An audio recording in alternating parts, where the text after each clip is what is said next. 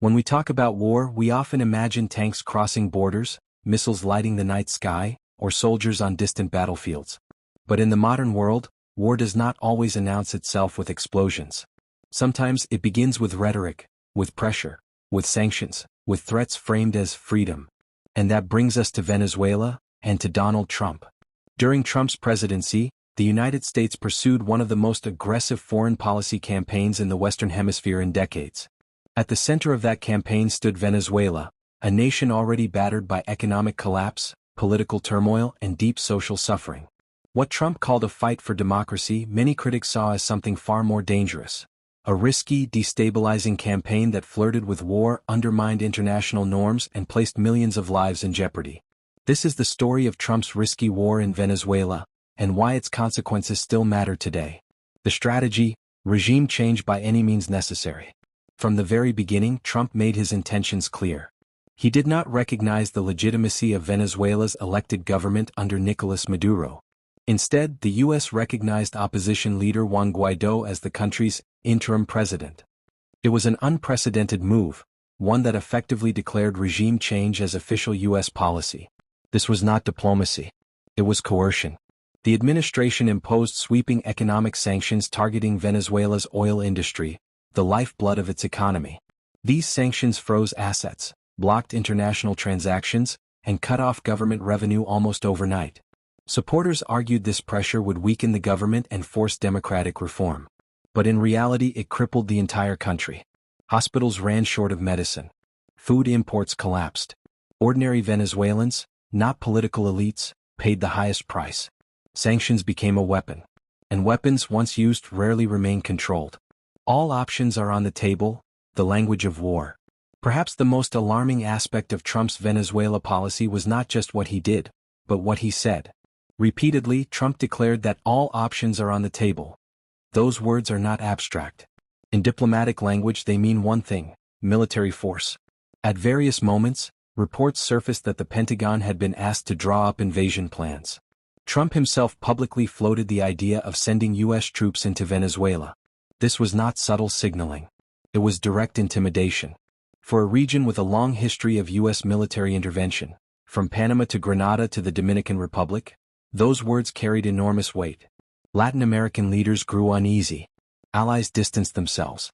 Even within Washington, senior officials worried about how far the rhetoric might go. Because once a superpower threatens war, miscalculation becomes deadly. The human cost: suffering without a battlefield. Here is the uncomfortable truth: you don't need bombs to destroy lives. Under Trump-era sanctions, Venezuela's economy shrank dramatically. Inflation soared into the millions of %. Millions fled the country, creating one of the largest refugee crises in the world. Children went malnourished. Power grids failed. Clean water became scarce. Human rights groups warned that sanctions were worsening an already dire humanitarian emergency. Former UN officials called the policy a form of collective punishment. Yet the administration doubled down. The pain, it seemed, was part of the plan, a way to force political surrender by making life unbearable. That is not democracy promotion. That is economic warfare. Geopolitical fallout, pushing Venezuela into rival arms. Another risk of Trump's approach was global escalation. By isolating Venezuela, the U.S. did not remove foreign influence. It invited more of it. Russia deepened its military and economic ties. China expanded loans and infrastructure involvement. Iran found a strategic partner in America's backyard. In other words, Trump's pressure campaign did the opposite of what it claimed to do. It reduced U.S. influence while strengthening America's rivals. At a time of rising global tensions, Venezuela became a geopolitical chessboard, one where a single misstep could have sparked a broader international crisis. The illusion of strength. Trump sold his Venezuela policy as toughness. But toughness without strategy is not strength, it is recklessness. Despite years of sanctions, threats, and diplomatic isolation, the Venezuelan government did not collapse. Maduro remained in power. The opposition fractured. And the U.S. was left with fewer options, not more. What did change was America's reputation. Many countries saw Washington as willing to bypass international law, ignore sovereignty, and weaponize economic suffering to achieve political goals. That perception weakened U.S. moral authority, not just in Latin America but around the world. When you claim to stand for freedom, how you act matters as much as what you say. A warning for the future. Trump's risky war in Venezuela is not just a chapter in history, it is a warning. It shows how quickly aggressive rhetoric can edge toward real conflict, how economic tools can become instruments of mass suffering, and how foreign policy driven by bravado rather than diplomacy can spiral out of control. The lesson is clear. Regime change imposed from the outside rarely brings stability. Pressure without compassion breeds resentment. And threats of war, especially in fragile regions, carry consequences long after the headlines fade. Conclusion: choosing diplomacy over destruction. Venezuela's crisis is real.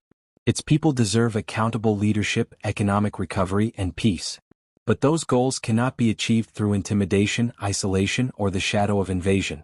Trump's approach turned a political crisis into a humanitarian catastrophe and brought the region dangerously close to open conflict. It was a gamble, one that risked lives, global stability, and America's standing in the world. As history continues to judge this period, one question remains for future leaders. Will the United States choose diplomacy over domination, cooperation over coercion, and wisdom over reckless displays of power? Because when war is treated as an option, sooner or later it becomes a reality.